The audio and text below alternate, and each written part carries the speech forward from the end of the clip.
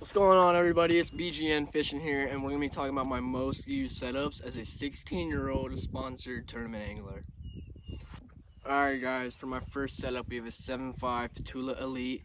This is a soft stick bait slash football jig rod, and being a Texas-centered angler, that's where I am, Texas, so I fish, Louisville, Ray Roberts, Lake Fork.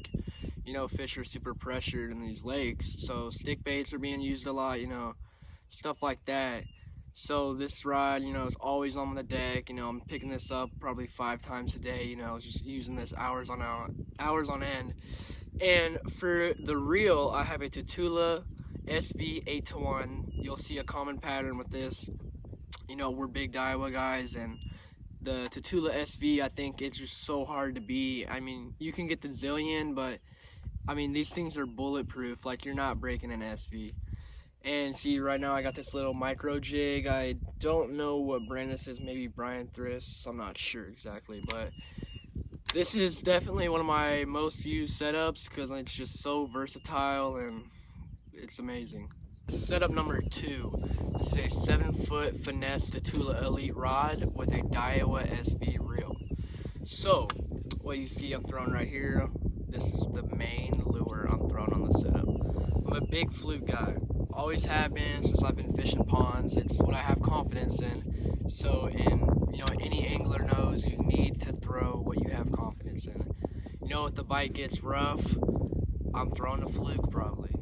If I need a bite and I'm in a tournament situation and I need some sort of sign of life, I need anything, I'm gonna throw a fluke and just pray, because that's what I have confidence in. I'm not going to waste my time trying some new technique I have no confidence in. So this is my all around just fluke setup, because as much as I used a fluke, I was like, I'm going to make the perfect setup for it. I know some people throw them on spinning reels, and I'm sure that works great too, but I like just having the torque of the SV and the bait casters, and I just think I really made the perfect setup for a fluke. And obviously I'll throw stick bait on here. Like I said, Texas bites are hard sometimes, so you gotta crack down a little bit more finesse, like stick baits, weightless. I've thrown wacky rigs on this. I know it's kind of unheard to throw wacky rigs on bait casters, but I've thrown a wacky rig on this and it worked fine. So this is just my all-around soft plastic setup and all that stuff. I'll throw weightless soft plastics and everything on here. So this is setup number 2. Switching gears a little bit, we're going to switch over to the spinning reels. So right here I have another Tatula Elite 7-foot all-around rod with a Daiwa ballistic reel. There we go. And see, I'm always going to run braid to a fluorocarbon leader. That's just, I've been doing that for my whole life, and I'm probably going to always do it. It's what I'm confident in, and there's many advantages to it. So, what am I throwing on this, and why is it one of my favorites? The wacky rig, I throw on it, Nico rig. Shaky head, I am a gigantic shaky head fisherman. I've placed high in multiple tournaments on shaky head. There's been tournaments where there's 50 boats, 10 people caught a fish, and I happen to get on them because I'm throwing a shaky head, and I swear the shaky head can get bites when nothing else can. So I throw shaky heads, Ned rigs. Everyone knows the Ned rigs. One of those lures where you can't get a bite on anything else, you gotta throw the Ned rig. But this is just my all-around, spinning reel setup. Everyone, people know what you throw on a spinning reel. It's nothing crazy, just this is my go-to spinning reel. It's pretty affordable. I mean, affordable. Nothing's affordable in fishing. Fishing's crazy. But yeah, this is setup number 3. Alright, setup number 4. So this is my spinnerbait setup, and being in Texas, spinnerbaits are huge. So big, I made a damn near $500, $600 setup just for it. This is a Daiwa Zillion rod with a Zillion reel. Take a look at that. That zillion is so nice. Ooh, got this little spinnerbait hooking me. So, throwing spinnerbaits.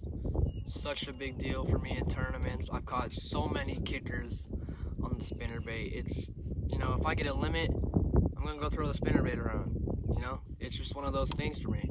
I have so much confidence in that. Like I said before, throwing something you have confidence in means all the difference.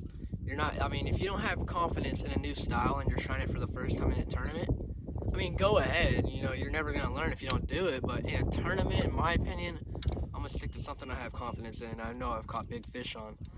So, let's talk about line. Line is very controversial sometimes, but, I'm a sunline kind of guy. I love sunline. It's all I use for my fluorocarbon. So, on this, I'm using 20-pound sniper sunline, so that's my line of choice for my spinnerbait. I'm throwing the spinnerbait any chance I can. I see some wood, I'm going to knock that, crashing that spinnerbait into that wood. I'm going to catch a big one. So this is setup number 4. One of my most used setups for sure. Next setup. This is my most expensive setup probably by far. It's, I don't know how much in total, probably 900? I don't know, don't quote me. This is a long time ago I bought this setup and it took me forever. So, this is I think this is my bottom contact. Yeah, my 7.5 Steez Daiwa rod with the Steez reel. See, right now I'm throwing this little light A-rig. We were just at Texoma, I threw this A-rig and I caught a 6.3 pounder. Yep, so the A-rig is, in my high school tournaments, it's not banned. I know in lots of tournaments the A-rig is banned, but thankfully it's not in my tournaments because I love the A-rig.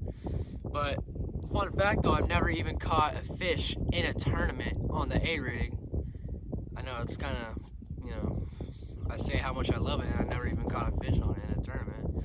But this is my also bottom contact setup. So if I'm throwing, a Carolina rig, a big giant jig, which is one of my favorite ways to fish, is throwing a gigantic bottom contact lure. If it's a giant jig, a weighted worm, a Carolina rig, anything that is big and catches big fish, it's one of my favorite ways to fish. It is hard. It is very hard when you're first learning. Got this little A-rig, it's like I'm hypnotizing you. But it's difficult to learn to, being able to not, especially if you're out in the middle of nowhere and you're just casting at a brush pile, and it's hard to get used to not casting at the bank. But fishing deep is really one of those things that took me to the next level and got me a couple good placements in tournaments and eventually sponsorships. So I give this setup credit for a lot of my success because it really forced me to, I spent all this money in a bottom contact, for deep fish, and I'm gonna go use it. So it really pushed me to get out my comfort zone and learn as an angler. So this is that Steez setup. Alrighty, next up is my live scope setup. That is right, controversial, I know, but if you have live scope, I'm sure you have a setup just for, hover rigs, just live scope and loader, stuff like that. I know, you know what I'm talking about. So, this is a very expensive setup as well. This is my Daiwa Exist reel, which is, I believe, the highest end Daiwa reel that they make. I'm 99% sure. For spinning reels.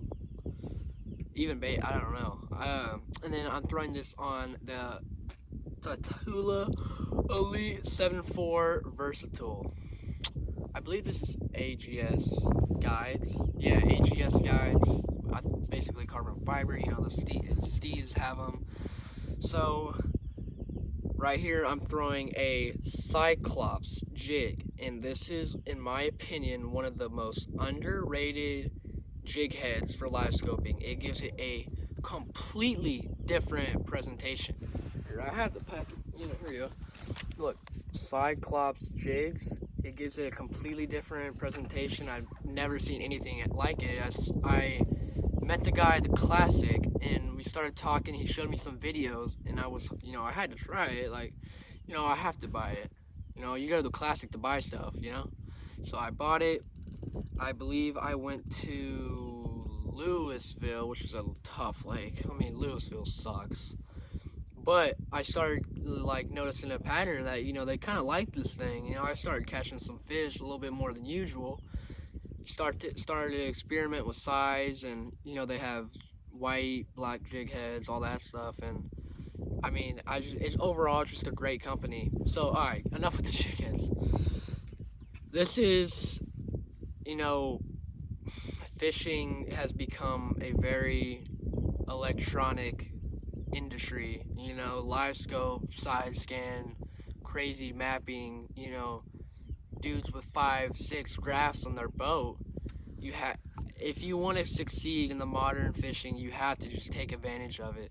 So that's what I've done. I've studied the live scope, this setup specifically for picking off, live scope fish. We follow the creek channel, side scan, look for some fish. If it, check it out on the live scope, and if we think, let's go cast at it, maybe it's a bass. I'm gonna throw this at it, see how it reacts, work them a little bit. I mean, that's simple as that. So yeah, this is the setup that I'm trying to use more, because I'm really trying to get good at the live scope. I'm not bad, but I'm also not Trey McKinney level. I'm not great, but we're working on it. So, this is my live scope setup. Hopefully it gets used more and more, and I win a couple tournaments on it. Let's see. If I had to use only 2 setups in a tournament, these would be the 2. Starting off, my 7-foot all-around Tatula Elite with my Daiwa ballistics reel. This setup, I'm confident I could get 5 fish. Like I said, the shaky head, that's my thing, bro. I love the shaky head. I'm confident I could get 5 on just the shaky head, but so many things I could throw when times get rough. Ned rig, wacky worm, Nico rig, weightless Texas rig, drop shot. There are so many things I can throw on this setup, and spinning reels are starting to get overlooked almost. They're starting to get like almost kind of left. I know, but the invention of live scope, people are using spinning reels a little bit more to, dangle a lure in front of a fish's face on live scope. But I think there's a lot to be said about just the simplicity, big word, of a spinning reel, and just, I think they get overlooked, and there's a lot I can do with this that I can't do with the baitcaster. Alright, setup number 2. Where you at? Here it is. My 7.5 Tatula Elite soft stick bait and football jig. This setup, I think it can get the job done. One of the most versatile bait casting setups I have, for sure. It's the Tatula SV 8-to-1. It's a dream. I love it. It's not too expensive. I mean, $200, it's kind of expensive depending on your budget, but I mean, no matter how you look at it, it's a great setup. So, why would I choose this setup though? I just think the versatility of it. I mean, same thing with the spinning reel, it's the best of both worlds. Just being able to throw so many different lures, and it being such a good fit for so many things. I could probably skip in jigs under dogs, throwing maybe little swim jigs, it's just, I think it has a lot of purpose, and, sometimes all you need is just one rod and one reel.